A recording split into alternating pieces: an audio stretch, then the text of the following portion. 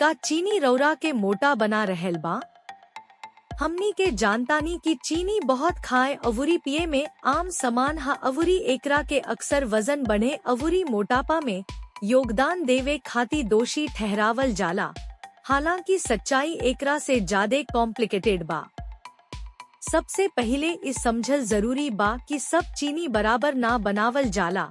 फल अवुरी सब्जी में पावल जाए वाली प्राकृतिक चीनी नुकसानदेह ना होखेला अवुरी इस स्वस्थ आहार के हिस्सा हो सकता। एकरे विपरीत प्रोसेस्ड खाए अवुरी पिए सब में पावल जाए वाली चीनी नुकसानदेह हो सकेले आ एकर सेवन संयम से करे के चाहिए। शोध से पता चलता कि चीनी के ज्यादा सेवन से मोटापा, टाइप 2 डायबिटीज, दिल के बीमारी अवुरी बाकी पुरान स्वास्थ्य स्थिति के खतरा बढ़ेला। अमेरिकन हार्ट एसोसिएशन के सलाह बा कि महिला के चीनी के सेवन के मात्रा रोज 6 चम्मच अवुरी पुरुष के रोज 9 चम्मच तक सीमित रखे के चाहिए।